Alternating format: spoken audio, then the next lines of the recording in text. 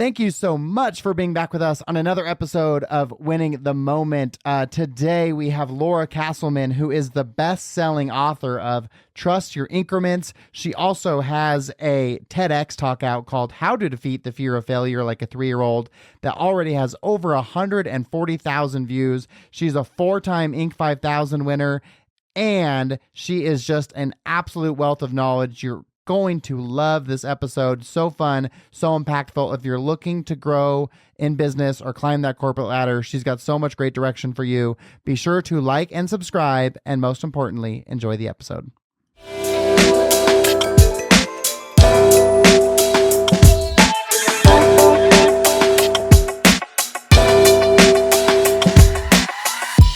Wherever you are and however you're listening, thank you for being back with us on another episode of Winning the Moment.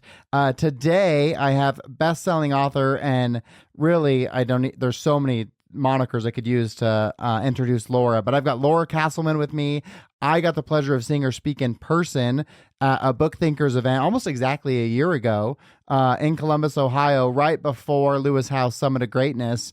And so this has been in the works for a while, but Laura, thank you so much for being here with us. Thank you for having me. It's good to be here. You've done so much really in that year. Since I met you, I followed you on Instagram and watched you travel all over the world for all these big speaking events. Obviously, I've got your book. You had your TEDx talk that came out, and it hasn't been out very long. How long has that been out? Maybe a couple months? Yeah, I think it came online mid-June, into June, somewhere around there. Yeah, and already 142,000 views. The title is How to Defeat the Fear of Failure Like a 3-Year-Old. And I know you've got a daughter. Is she the inspiration for that? She is, and just the way that I live my life. I think a lot of times people are like, you do so much, you've accomplished so much, and really, it's just because I'm not afraid of failing. And I fail 10 times more than what anyone else sees. But I just always go for things. I love that. When I was telling our producer Blake about you today, I was like, yeah, basically she's just a badass. She's just done everything, and it's so inspiring to see you accomplish all these different things and to watch your speaking career really grow, especially where it's a space that I want to be in, to see you traveling all over the world. In fact, I just got my first paid speaking gig and I booked my flights for it yesterday. So that's like a super exciting step forward. But I would love to know, what's the backstory? How did you become this entrepreneur, businesswoman? What was your inspiration behind that? How did you get started on this path? So I was a professional dancer, first and foremost. My childhood dream was to be a Radio City Rockette. I moved to New York, became a Rockette, but always knew that my path wouldn't be retiring from dancing on the stage and opening a dance studio.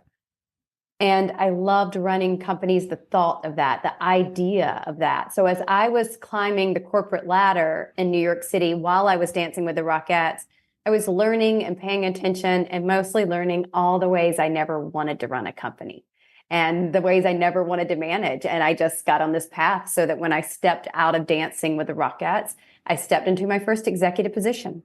And so when you were climbing that corporate ladder, what were the things that you did to allow yourself the ability to excel and get those opportunities? What do you think set you apart from your peers at that time? Oh, the main thing, and this is such a good takeaway, that if you are a manager or you run companies, if you learned anything from this conversation, this would be it. When you are working with other people and you are running teams, the thing that you need to do is pay attention to that team and what they need and what motivates them. For me, when I first stepped into management, there was a bonus that a manager could hit every single month. And I looked through the past winners and it was never the same person more than twice. And so I asked my entire team, all the employees under me, what happens if I hit my quota? And they were like, you win a bonus. And I said, but what happens for you? And they all said nothing. And so I said, that changes today. Every time I bonus, we split it. Oh, I love that. It's so important to make it about them. I can remember my first quote unquote leadership role. It was selling cell phones in a kiosk. I had 3 employees, so very limited leadership. But I remember looking through their pay structure, very similar to what you explained, and understanding how the game was played for them financially, how they could best gain from it. And because obviously the company had a goal of X amount of phones, but kind of to your point, phone sales didn't matter directly to their pocket. It didn't correlate 1-to-1. But so I figured out like, well, what is it that you're trying to do? Whether it was save money to get married or save money for a down payment. And I changed the math to be like, oh, okay, so you need X to get your car down payment, and that's 10 phones. So now we're tracking to your down payment versus like our quota for our location, right? And I made it about them. Absolutely. And for me, listening to how many, you could win $5,000 a month as a manager, and everybody was competing for that. And like I said, maybe they'd win it once. But I was like, if I win it every single time, I'm going to take home more, even if I only get to keep 1,000 of it. So I just made sure I never lost because my whole team was in it to win it. I love that. And it's so interesting, too, that you point that out, because usually you're right. In corporations where there's those awards, you seldom ever see the people win it back to back to back because it takes so much effort to do it. And then they fall short and you lose your momentum. So when you can actually have that track record of success, you're really winning versus like, oh, we got lucky and we had a good month. It's a completely different situation. That's right. So what space were you in at that time when what kind of industry were you in at that moment? At that time, I was in fitness and I was running gyms. So I did New York Sports Clubs, which was owned by Town Sports International, the only publicly traded gym. Then I did Equinoxes and Millennium Sports Clubs before I stepped out of fitness and went into, I think it was, the first thing I went into was legal sales. And then I went into physical therapy. Interesting. So did the gyms, I'm sure, had a sales component to it, right? And the leadership positions there. And so then when you went to legal, is that also sales, or was that different? So I was in court reporting sales, and then I was the liaison for the World Trade Center litigation. Wow. So what do you think, given that you built your career started in sales, what do you think separates the top salespeople? Ooh, I think being able to listen. So many people want to talk and they don't want to listen to what the person they're trying to sell needs. That's so true. They start the conversation already knowing where they want to end up versus letting the guest. I'll tell you, that's one great thing of having a podcast. I'm traditionally probably not a great listener, but this has forced me to learn to be a good listener because I don't actually know what I'm going to say next or where this conversation is going to go. It's really directed by you, but it makes me actually listen versus waiting for my opportunity to say what I want to say.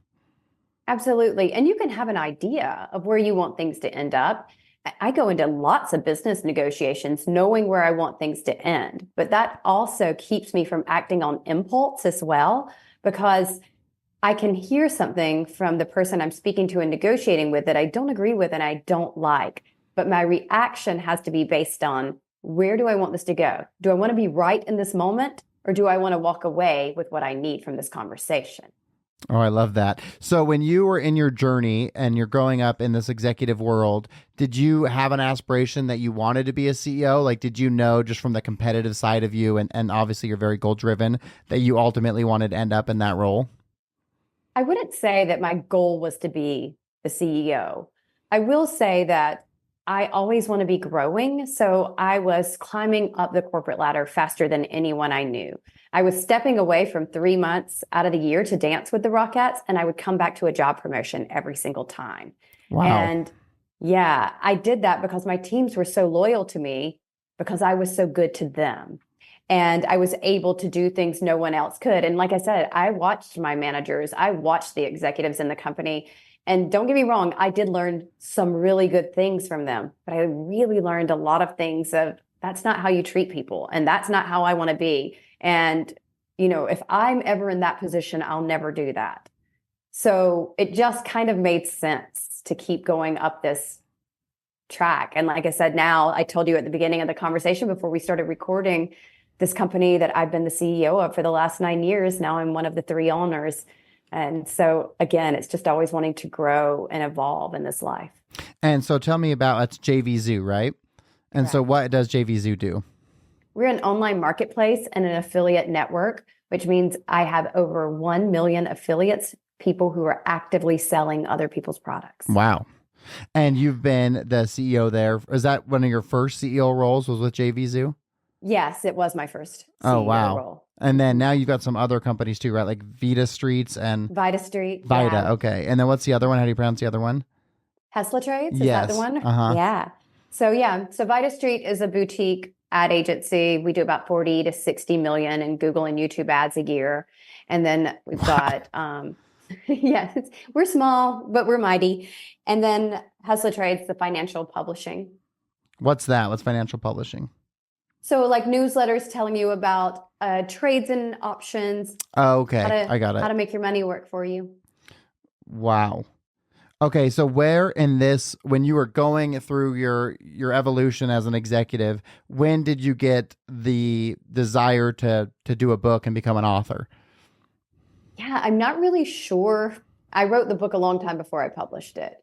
So maybe it was 2017 or 18. In 2017, I was writing a lot for magazines like Inc. and Forbes and Entrepreneur, stuff like that. Was I that a would have articles. strategic thing you were doing, or was that like a passion that you love to write?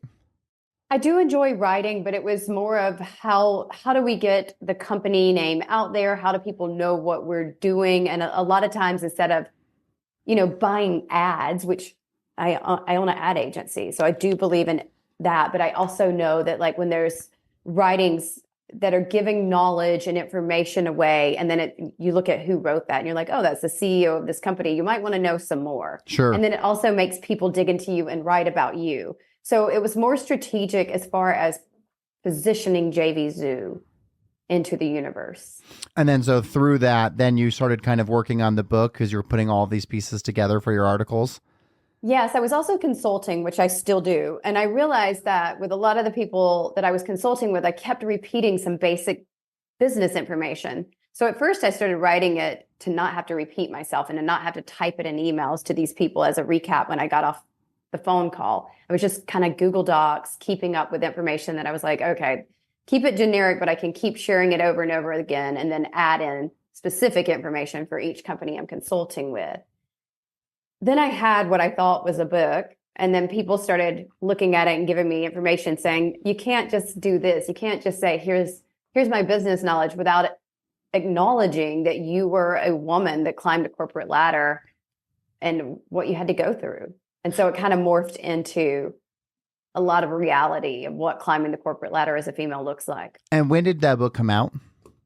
So we came out in March of 2023. And so for the people watching, I've got it here. It's Trust Your Increments. It's an awesome book. Talk a little bit more about like so it says here how small, consistent steps can lead to massive success, which obviously you're on the Winning the Moment podcast. It's literally, success looks very similar. We just label it different ways, right? But I'm saying the exact same thing. Like give yourself credit for this little tiny thing you did because that's building momentum for greater things later. So talk a little bit about what that means for you and maybe who your ideal reader is of this book. Yeah, so we are so similar in the give yourself credit, celebrate all the small wins because those dopamine hits will fuel you to the next thing. Yes. And they're good dopamine hits, not bad for you, cheap dopamine hits. That's so funny because that's really that's where it started for me because I would realize, I'd go in the break room at 3 and being a little bit like draggy and grab a Snickers thinking that dopamine was going to like get me going. Mm-hmm. And I did get the dopamine, but then shortly thereafter, I'm like, damn it, why did I just eat that Snickers, right? And so now I can move my bracelet instead of having a Snickers, still get the dopamine that I was after, but without any of the regret that follows. Exactly. And I think so many people don't realize like we have to identify what is good for us, what is bad for us, what works for us, and what doesn't work for us. And you and I, we do things differently. You move a bracelet from, one wrist to the next. Yeah. For me, I'm a checklist person. Like I keep a physical notebook. I write out everything I'm going to do every day and I check it off. And there's no right or wrong way. It's just figuring out what works for you and being consistent. That's so funny. My wife just last week, we use Trello. Are you familiar with Trello? Yeah. For like our company, And I was like, hey, I was getting ready for a call with a client. She had a task she didn't do. I was like, hey, why didn't you do this? And she's like, I forgot. I was like, what do you mean? We talked about it on the call and you have a Trello card. She's like, yeah, but I didn't write it down. And so hers is the exact same. Like, it doesn't matter what other resources there are. Like, and we'll still use Trello, but she then has to know for herself, she's got to take what's in Trello and put it in her notebook. Otherwise it just won't get done. Yeah, exactly. It's knowing what works for you. And I am very much I run tech companies and I'm a pen to paper gal. And so because your book hit the Wall Street Journal best-selling list, and that's a very difficult thing to do. How did you go about getting yourself on that list and having the success that you did with your book? So again, we run an ad agency, and Sure. really when we were publishing the book, I was like, if we don't do this right, what does this say for us as a company? Yeah, absolutely. Right? And my business partner is a marketer. So I had to constantly be talking to him about like, how are we positioning this? How are we marketing it? Are we marketing it only to women? The information applies to men and women, but my story, which I share, is my climb up the corporate ladder and the difficulties I had as a female. So it is going to play more to women than to men. So it's really everything from the color of the book. I was just going to say it has a female look. Like if you're watching and you see the book, it definitely, you would look at it and think this is a book, intended for women. Exactly. So, it was everything, taking all of our combined knowledge and saying, how do we do this? And how do we hit the bestsellers list? And just really marketing. And for us, it was a learning curve too. I like to think I know a lot about business, and then I do something new and I feel so small again. And, it's hard sometimes as a human, and especially as an adult. And I talk about this in my TEDx talk. We somehow forget as we mature and grow that we are always learning, and that when you're learning something new, you're not an expert. And that's okay. And it's nothing to be ashamed of, that you're not perfect with it. And so for the book, I was so green. I sell things. I've done over 3.5 billion in sales. I'm pretty good at selling things, but I'd never sold a book before. Yeah. And learning that, and then even running ads with it, the way the reporting works for books, it's such a delayed thing. You can see on Amazon book sales, but as far as bestsellers list, for people who don't know, if like Wall Street Journal, USA Today, or New York Times, you have to sell 2 books to count for 1 on those lists. So 2 on Amazon counts for 1. And then if it's an ebook that's purchased, for Kindle or any other reader, they have to not only download the book, but then they have to open the book for it to count as a book sale. Oh, I didn't know that. Yes. So think about how many books you've purchased, like physical books that are on your bookshelf that you never read. I got a drawer full of them. Exactly. And that counted as a book sale. But if it's a digital downloadable book, they have to actually open it. So then we had to get smart with that and say, okay, so now we're going to change all of our marketing. Actually had to pay the publisher to go back and add a page into the book. You're going to say, go to this page for a giveaway or something like that. Exactly. So that they would, in order to get the code to enter to get access to it, they had to open up the book. Oh, that's brilliant. We were just learning the whole time, and I was like, we're so good at some things, and some things we're just beginners at doing. And that's what we were. We were beginners, and we just learned as we went. That's one of the things I learned when my book came out, is it's like, obviously your book being good is relevant and important, of course. But I realized, like, man, it's a business like anything else, And so like I was telling my dad about how, like, well, I could do this, I could pay this ad agency, and they, they're confident that I'd hit the Wall Street Journal best-selling list if I did that. And he told his sister about it, my Aunt Kathy, and she's like an avid book reader. And she's like, no, that is not true. You cannot just market your way to the top. Like, it has to be good. And he was like, well, that's what he said. And it's like, she's just this avid book lover. So for her, that just felt so like dirty that like you could just market your way there. But it's business at the end of the day. That's what it is. It's a business. And also, people don't understand, just because you get a book deal doesn't mean that publishers out there helping you sell those books. So, they pick like the 5 books they think are going to do the best that year, and they get behind those. And then all the other authors they sign, they're like, it's actually your job to go out there and sell this book. Oh yeah. My publishers didn't do anything besides make the book for me, but then it was like, good luck. Exactly. And then you also, as a business decision, realize like, wait, was it smart for me to have a publisher? It would have made more money if I self-published, and I don't know about you, but for me, because I travel worldwide speaking, sometimes I learned the hard way too. Maybe I shouldn't have told about my book in this speech, like Australia. I lost so much money on book sales in Australia because the shipping to Australia is so expensive. And then I had to reach out to people to say, because I was not going to pay $75 a book to ship it. Yeah, that's absurd. It's absurd. So I had to like reach out to all the people that had bought the book and say, I'm so sorry. This is going to take a minute. I'm going to ship all of the books at one time to one person and they're going to ship them to you, because it was like 75 a book or 150 for me to ship like 20 at one time. Oh, wow. How interesting. Yeah. Looking back on it, I was really excited to have a publisher and felt like, in my mind that somehow made it more official. I feel differently about it now. And knowing what I know now and really meeting Nick and the Book Thinkers community and all the great minds that are inside of that community, I realized like how attainable it would have been to go an independent route. And so I don't, like you, I wouldn't change it or regret it because it's all a part of the learning curve. But I think now for, the second book that I do, I'll probably try and do it myself. Yeah, I don't blame you at all for that. For me, I was like the second book that I already knew I was going to write, probably never going to happen. Yeah. And so did you start speaking after the book? Was that like a catalyst for your speaking, or was that all happening at the same time? No. So first of all, with the Rockettes, I was a media Rockette. So all the Rockettes test to see if you're on camera doing interviews, or if you're a Rockette that's not allowed to speak on camera, you just show up to sign autographs, stuff like that. Not allowed to speak on camera. Exactly. So I was a media Rockette and I was media trained and I headed up tours. So I would be always one leg ahead doing all the interviews and whatnot. So it was natural for me when I came into the corporate world to speak. And then at JB Zoo, this is definitely male dominant industry. And it started that a lot of industry events didn't have female speakers. And me being one of the few female executives and then the only female CEO in my industry, they would reach out to me.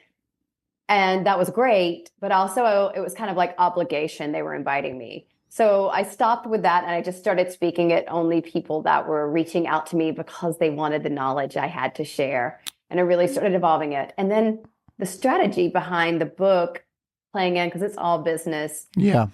So if you hit Wall Street Journal, USA Today, that allows you to charge a lot more when you speak. TEDx allows you to charge more when you speak. So everything's just always been a strategy of how do I get the good information out there, but also when I'm away from home and away from my baby, how do I make sure that I'm, building a life for us and making money? Yeah. It's interesting to hear you talk about that, because like that was my strategy. I didn't have the ability to get on the Wall Street Journal bestsellers, but I hit Amazon and then I did my TEDx, and it was all like just those titles you can add that allow someone to have a perceived value that you carry because this thing that you've done. Exactly. And I remember when you're TEDx, when you posted about that, I was so excited for you. And I was like, oh, I'm trying to do this too. And then I found out right after I messaged That's you. right. Yeah, that's it true. Was crazy. Yeah. And so when you do your talks now, it's like you were I think you said you were in London and Prague for two talks that you did. In France. Yeah. In France. Okay. So do you have a general premise that your talks are always about, or is it vary depending on what the event is? It varies depending on the event, because I am in a lot of industries, which sometimes makes it hard, right? Like this last time I did 3 talks, 3 different subjects, and Prague was my last event, and it was really affiliate forward. So I wrote a new talk for that since it's an affiliate event. Okay. And I learned it on the flight there. And learning it, once you speak a lot, you don't need to memorize your speeches. You need to know it. And I know the information inside and out. I live and breathe it every day. But then just knowing the flow and what slides do you have available, that kind of thing. Do you get nervous before your talk still? It depends. The last time I think I got really nervous was TEDx. It was a different format. It was a short amount of time, very very specific on what we're allowed to do. And, standing in that one small spot, I am naturally, I like to gravitate. I like to play back and forth with the audience. And that's not really the format for TEDx. And I like to interact, ask them questions, get them involved. So I was nervous before TEDx because it was different. And I spoke at an event that it was Web3 Expo in Las Vegas at the Wynn, and it was huge. And I was so excited to be speaking there. And Kevin O'Leary was headlining it. And I was like, I'm speaking on the same stage as Kevin O'Leary. This is so cool. And then in the middle of like the day, I was like, I don't even know what I'm talking about marketing in Web3 for. We're all still marketing for Web3 and Web2. And I changed my whole talk last minute. Oh my And gosh. yeah, because I was like, this is BS. Like we're trying to tell people marketing in Web3. Well, no one's doing it. So let's talk about how do we market for Web3 and Web2? Wow. Yeah. And for TEDx was Yeah. different for me because I also have a sales background like you. And I think when you spent most of your life in sales, so much of a sales conversation is ad lib. Yes. You're reading cues, interactions, and Back then and you're forth. going based on that feedback. And so all of my speaking had very much been, well, I already know what I'm talking about. So I'm just going to go with the energy of the room and where people take it. And I'm just going to kind of flow with a couple slides that will keep my parameters in place. And then TEDx is like, okay, so you have to memorize it. And they really wanted us to like have it. And so Mhm. that was a challenge for me because it was so foreign to how I'd ever prepared previously. And so I've never like, not since high school have I actually tried to physically like remember something and in such an exact order. Right. And also not going over your time. And for me, I don't know about you, but our TEDx, they gave us a time frame and then they cut it back and then they cut it back. And then again, they cut it back by 2 minutes, I think a week before. Oh, And wow. I was like, whoa, 2 minutes of a 12-minute talk is a lot. So then we Yeah. had 10 minutes each. Yeah, it was But interesting. They wanted it like they really wanted it to be short. They were like yes. pressing like if it's 5 minutes, that's okay. And it's like 5 minutes. I'm gonna take a 60-minute speech and make it 5 minutes long. Yeah, that's gonna be hard to do. I think mine It's ended up being like humbling. 9 minutes, I think is about I think about where mine ended up at. But Yeah. what's amazing to ask about the nerves because when I do my talks, I still get nervous and it's this interesting dynamic because it's like it's my content because I'm talking about winning the moment. So it's like no one could even be like, "Oh, we missed a part," or Yeah. "That's not right," because it's just mine. It's not like I didn't read your book and then I'm giving an oral report on Mm-hmm. this and you could check me, Yeah. you know. But yet I still have those feelings and sometimes what's so interesting about it is that I really love it, but before I have it, I'm almost like, why am I doing this? Like I don't even want to do Yes. it. And I have that Yes. sense of like, and even on the podcast, some days I'm like, why am I doing this? But then every time after, I'm like, that was awesome. Like I'm so thankful Yeah. I'm doing it. And I think too that part of that nervousness that you probably feel is because you care Yeah, and you want to do a great job for the people that are there. And when we care, we tend to get nervous over things, but also it means that, we're really involved and it is personal. So I think that's a great thing. 100%. My intention is, gosh, I just want these people to feel like they receive value out of whether it's 60 Mhm. minutes or like a 3 hour Vistage like workshop. Like I want you to walk away and be like, that was worth my time. Yeah. And then I'm also competitive. So part of me is like, Yeah, and I for really sure. want them to think I was the best speaker here Yes. today. I mean, my book's called Winning the Moment for a reason. I like to compete and I make everything a Yeah, game. So me too. certainly I want to have that exact same feeling. So I want you to elaborate a little bit more on the defeat of failure. You talked a little bit about it. You're not afraid to fail, which I think is so important. I get the opportunity to go speak in college classrooms and I always tell them, like, you guys are so lucky because you're at the beginning. So like you can absolutely fail. You don't have a kid at home. You don't have a mortgage yet. You don't have a spouse. Like you're just responsible for you. And so really like shoot for it because if you fail right Mhm. now, it's fine. And I think Yeah. failure is such an important part of winning. And so if you could elaborate more on that and like what was the point you really wanted to drive home with that TEDx? Obviously it resonated because Mhm. 142,000 people have watched it. Yeah, so for me, I wanted to write about how do I succeed? Because that's what people always ask me. Like you've accomplished so much, you Yeah. continue to go in these completely new areas of business and in your life, and then you just win at them. And I tell them all the time, it's because I'm not afraid to fail. And yes, is it hard? And I think too, like along your lines, people in college, man, it's such a great time. They've got the ability to mess up and it not be life altering right now. But at the same point in time, they're living through a time that you and I didn't. And that's because there's these phones and Yeah. social media and everything is documented now. And so failures for people seem so much bigger than what they actually are in reality. And so I wanted to talk about social media in my TEDx talk as well to remind everybody not to buy into that highlight reel moment or not to buy into this lie of adulthood that says we need to be perfect at everything the first time. And that's why I talked about my daughter and like how to, face the fear of failure like a 3-year-old, because kids don't care. They're learning all the time. They do a cartwheel and they fall, and they do a cartwheel again and they fall, and they think it's perfect. And they're watch me, look at me, mom. And everybody that's ever been near a kid has heard the watch me, watch me. And yet, they're never deterred from it. And what they're doing is actually practicing until they get it right. So I was like, I'm going to talk about it from the perspective that we all naturally understand how to get up from a failure. But somewhere along the way, we forget as adults. And then this whole social media thing where people are showing their highlight reels. And it's great, show them off. But also, when you're viewing it, remember to reject the notion that this person just did this for the first time today and that they're this expert. And they didn't put in all this work and fell until they got it right. There's so many things you said there that are really stuck out to me. One thing is specifically that your daughter is 3 and you use that age, because even my son at 7 now, like in flag football, if he drops a ball, he feels like he's failed. And it's like, and he's only 7, but he already has this burden of responsibility. And so I had him watch the game with me the other night, and I paused it and rewound it and was like, this is the best receiver in the league. And he dropped the ball.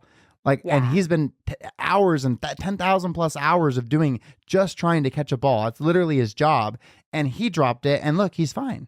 You can't put that burden of expectation on yourself that you're never going to mess up. And if you're not putting in the practice, so that was one thing that I think is so interesting, is I wonder at what age we start to have that burden of expectation. He's only 7. Yeah. Yeah. I don't know, but I do know for my daughter, I've been so intentional about every time she is learning something that I celebrate. I love that you kept trying. I love that you won't give up, instead of celebrating when she gets it right. We do that anyway, but we celebrate like the do-overs, the trying again. We talk about it and we're like, that's what we focus the conversation on, as opposed to like the final product, because that, I think, to me, the process is always more important. That's where we learn everything. Yeah. So we really have conversations around that now. And like, sometimes she'll tell me, like, she'll be like, Mom, you can do it. Just try again. And I'm like, I love it. Kids are the best. Well, and what's funny too about failure. So 2 episodes previous to this one, I had Joe Jensen on, and him and his wife ended up getting separated. And so after that, he felt like he could fail because like he only had himself, and he set out to replace his income with passive income from real estate. And he did it in, I think, 1 year, because he finally removed the burden of failure. He was the exact same person, obviously, and he could have done that while he was married, but mentally for him, he had that sense of like, oh, I can't take this risk because of my family. And so it was really fascinating to go down that story. And then usually on this episode or this podcast, I'll ask people what their biggest loss is. And the reason I ask that question is oftentimes people have a difficult time coming up with what it is they want to say, because most of our losses, unless it's a person, if it's something we've done, once the runway is long enough, then you're like, oh, that was such a great thing because then I did this or I did that. And so my hope is people will listen to those stories and realize, like, if you're in a loss right now, it feels overwhelming and you can't get out of it, and you can't imagine not feeling this way. But eventually you will look back and be like, oh, that was really good. Absolutely. And I think that's a great reminder that you're giving people, because you're right. When you're in it, it feels like it's just so big. Yeah. But then you look back and you're like, it was nothing. Well, even for me, thinking back to Lewis Howe's event, and there was a moment in that event where I had this like epiphany of, man, I really need, because I have different businesses and I have partners in all of them. And I looked at my wife and I said, I really need a business that's like ours, like just us. Mm-hmm. And I think that's what I want. And then I'm quite a manifester. I got back from the trip and my business partner was like, hey, I don't think I want to do this anymore. Do you want to buy me out? Like literally the Monday following, I think. Yeah. And so I was like, a part of me was excited, but a part of me is also terrified, because can we come to terms on what that looks like and how's that going to be? And it was always nice to have that like security blanket of like, it's not just me, Yeah. And so we went through and we ended up finalizing the buyout like December 12th of last year. And so at the beginning of this year, we had to make a bunch of wholesale changes at the business, really completely restructure how we do it. And I had gotten this dream car that I love so much, and I had to part ways with it because it was like, it's not necessary to right now for me to have this vehicle. There's other priorities. But then today, or a week ago, I was able to get my dream car back. And it was so rewarding because it's like, oh, I took that sacrifice. I said bye to it, and I didn't know if I'd ever have it again. And now, it's only 9 months. Like in the big scheme of things, that's a very short window. But there was a time, October-ish of last year, where I was like in turmoil of I had no idea what my future was going to look like, but being willing to bet on myself and get through what felt like this monumental loss ended up being the greatest thing that's ever happened. Absolutely. And I think that's like just the whole point of it all is that we get so like burdened down by these thoughts. But that's all they are, is thoughts. And when we can free ourselves of them and work through things do feel more rewarding when we accomplish them. And, nothing is finite until it's over, until we're dead. Like nothing is finite until then. And I think that a lot of times people think everything is so final. And, we were talking about earlier, people in their 20s have this great ability to fail now. But, we all have an ability to fail and learn and grow no matter what age we are. I was talking to my sister one day, and she was just saying, she was trying to tell me like I'm 40 at this time and there's all these things I can't do. And I was like, our grandmother is 102. Like, you haven't even lived half of her life. That's 62 more years. That's a long time to make a new career. That's what I said. I was like, you could do so many things 3 times over. Like, calm down. It's interesting you say that, because just last night I was with a group of buddies watching the Thursday night football game, and a friend of mine was like, he had made a joke about like a midlife crisis. And I was like, it's interesting you say that, because I just watched a video of this older gentleman saying that people between like 37 and 40 is when they start to get that feeling of like, do I want to do what I'm doing? Because we've lived enough life at that point. Then he's like, that's usually when they'll go and they'll sail around the world for 2 years, or maybe they want to switch careers. And I was like, so you are in that window. So it's not like foreign for you to feel this way. That seems pretty common. And he is a techie individual and he loves AI. And he's like, I really just want to do it. And I was like, well, then just do it, dude. Like, what are you waiting for? Like you're already spending your free time investing in understanding and research and development. Like, why not just go for it? You don't have anything to lose. Right. It's so true. And if you look at some of like the greatest business minds of our lifetime, they didn't start until their 40s or their 50s. Yeah, I think Morgan Freeman didn't start acting until he was like in his 50s. And That's I think really awesome. Harrison Ford, same thing. He was older and he was like what was Jesus? A handyman? Carpenter. That's what it is, carpenter. I think that's what Harrison Ford was. And then he like got a role and then ended up becoming one of the best actors ever. So it's like Gary Vee does a really good job of reminding people that it's not too late. Exactly. Because I think you can feel that way, and then you've got those burden of expectations, and I think that's part of winning the moment too. Is you don't have to, like for my friend, he doesn't have to have a job in AI today. Just apply for a job. Just start the wheel moving in the direction that you want to go. Exactly. So another thing that I wanted to ask you is I've seen you do some events at, I want to say Eric Church, but that might not be the right name. He was that pastor who's a motivational speaker now, and I've seen you do some events with him, and I'm guessing that those events, are they more like motivational, or are they still business related? Eric Thomas? That's it, Eric Thomas. Yes, yes, that's it, Eric Thomas. Talk about a great speaker. Woo. Yeah, he is amazing. Yeah, he is. So I have done some training under Eric Thomas and Jeremy Anderson. And I've been fortunate enough to speak at their events as well. And they are super motivational speakers. I am not a motivational speaker. In fact, I'm always the person that's like, I'm not here to motivate you. I'm here to tell you how to get it done. Okay, I like that. Yeah, and I just look a lot of times, like, I think in life it would be dishonest if I was like, hey, I'm going to be your cheerleader and, really pump you up, because that's not who I actually am. So I don't want to stand on stage and do that. I want to be more of like the person who's super direct and is like, I'll give you a clear path. I'll give you a checklist of how to get there. It's up to you to find the motivation and discipline. I love that. And so I'm curious, whether you've accomplished so many things. Do you have a big, hairy, audacious goal? Like you obviously just got one. You became an owner of JV Zoo, right? So that's checked. But do you have something on the horizon now that's 3 to 5 years down the road that you're like, this is the next thing I want to do? I do, and it's huge. But I can't speak it on this podcast yet. But I will say that if you kind of follow my career path, it will make sense. Okay. But at the same point in time, my career path, I have different avenues as well, but it will make sense. It'll all add up. But yeah. Would you say it's in that 3 to 5 year space? Like, is it that far ahead?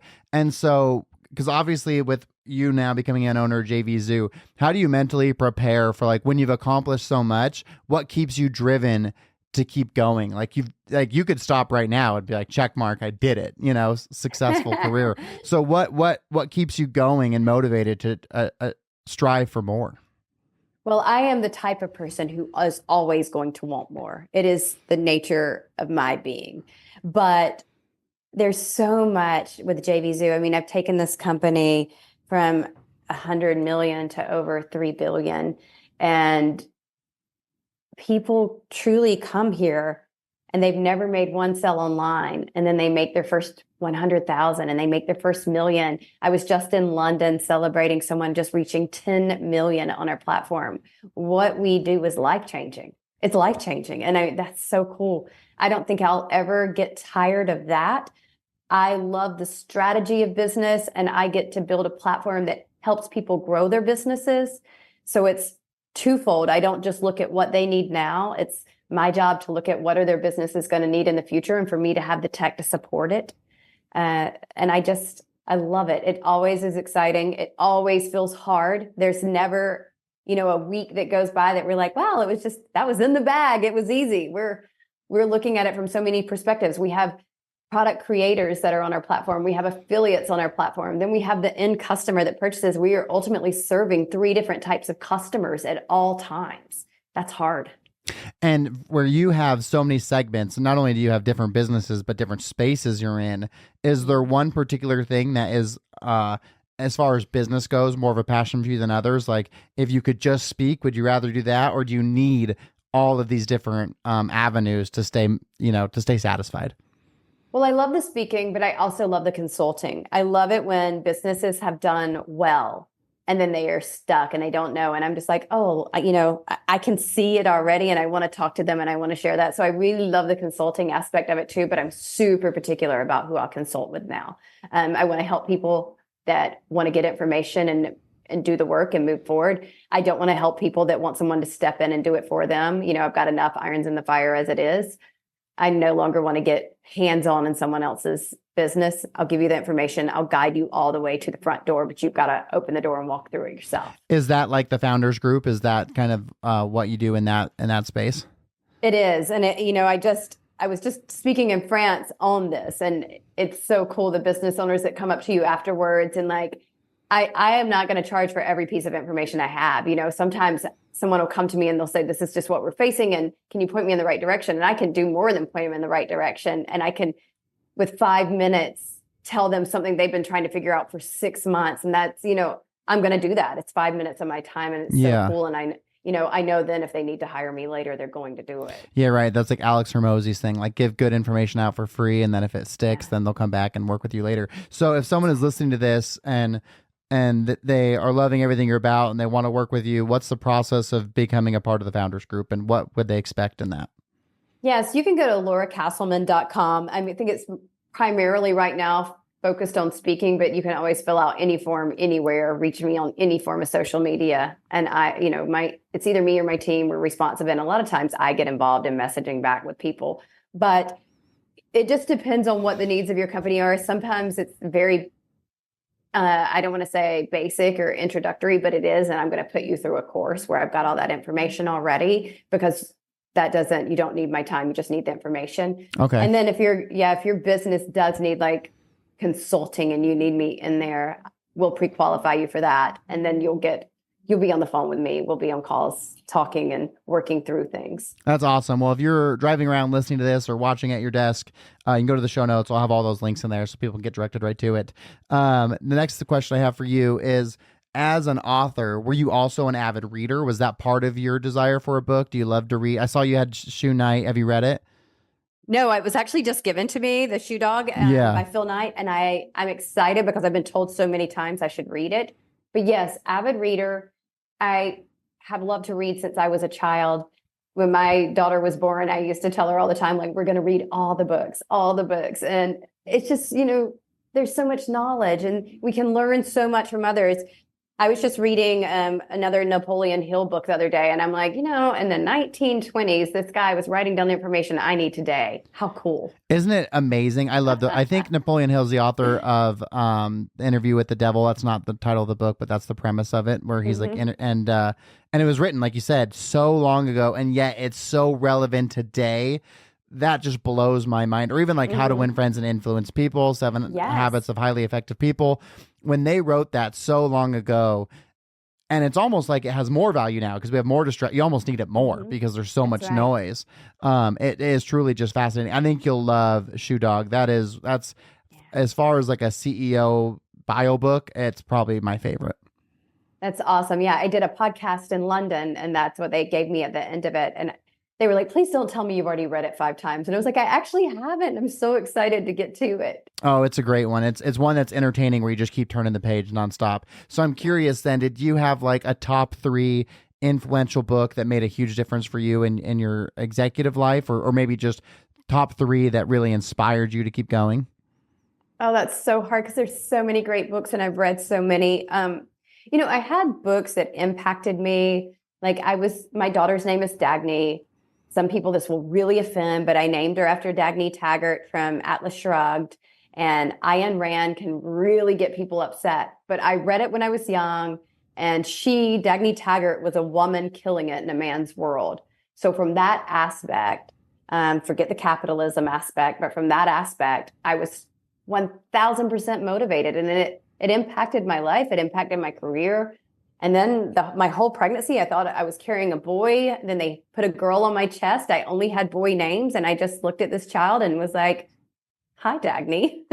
Wow. So, yeah, I hope that she is a strong female who doesn't let, the surroundings of her life negate who she is and destroy her soul. So that book had a lot of impact on me, but there's been so many business books. How to Win Friends and Influence People. I read that when I was young as well. Especially as a salesperson, right? Because that's like, that's such an important book if you're going to be in that space interacting with people, to learn how to really make an impact and leave a lasting impression with people.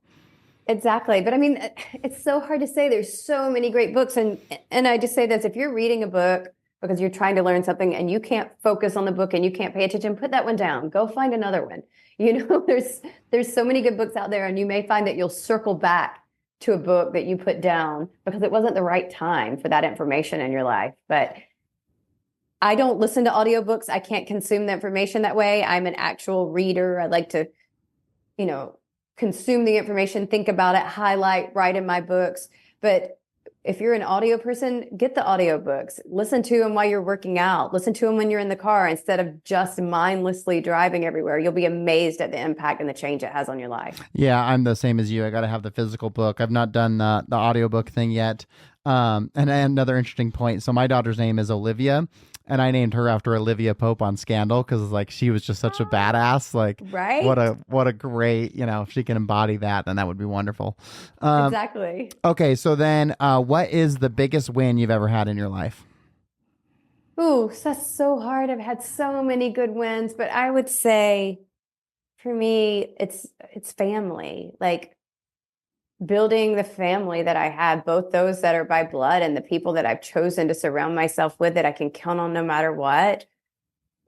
It's the community, the family I've built. And I see sometimes you will bring your daughter with you too when you travel. So that's pretty awesome. Yeah, a lot. This last time was 2.5 weeks away, and I said never again. Oh, you were gone for that long. Yeah, that's a time away. Exactly. So she'll be going to Dubai with me next. She's been to Dubai before. She's the best little traveler. Man, a world traveler at 3. She is. Well, she just turned 4. She's got so many stamps in her passport. I bet. Yeah. And that's too bad because I think at 5 you have to get your new one. So hopefully you can keep that one and keep those stamps. I know, but they do. They send it back when you renew your passport. That's fun. Okay, well then the question for you, we kind of talked about already, but what's your biggest loss? And that's a hard one too. Like you said, if you lose a person, that one's definitely always, I think, going to trump anything else. In business, I would say I woke up one day and we had lost 21 million recurring. And then by the end of the next 30 days, it was 36 million in recurring. So in a month, we had lost 36 million in recurring revenue due to a mistake on our payment processor's part. And it hurt. There's no getting around it. It was impactful. It shook the company. It shook, me to my core. I didn't know, like I had to let employees go because we didn't know when it was going to stop. Every day more and more was being canceled, and the company, the payment processor, couldn't stop it because they were utilizing AI for the first time and they couldn't get a hold of it. And I will say that it was hard, but we got it stopped. We got everything built back. And it was just one of those things in life where sometimes you've got to roll with it. And that's what we were doing. We were rolling with it and just keeping the losses as minimal as we could, while at the same time trying to keep, new business coming in. I wonder, how did you deal with that mentally? Like, did you have anything that helped you get, because that's what I think is so fascinating for people and so helpful, is to hear that someone went through, like, you think losing 36 million, it's like, oh my God. And so if you can kind recurring. So if you can share, like, how did you mentally get through that 30-day period? Like, was there anything that you did to, like, give yourself a focus or an exit point that you knew, okay, this is just what we have to do to stay positive and still be a good leader versus getting into the doldrums of defeat? Yeah. So, day one was a hot mess, and you wake up and 21 million in recurring's gone. And mostly I didn't think it was done then. At that point in time, I was just like, find out what happened, get it, get the contracts back. But then it was a learning process for me. I don't know why, I should have known, but when a legal contract, if it's a recurring charge, when it's canceled, you can't just start it back. You have to reach out to that consumer. That consumer has to re-agree again. So it was a mess. The processor didn't know what the issue was at the time. I was actually the one who identified it, me and my dev team. We were the ones who figured it out. But the payment processor themselves, who is a big, well-known, everybody trusts them payment processor, they couldn't figure it out. We figured it out and delivered all the information to them.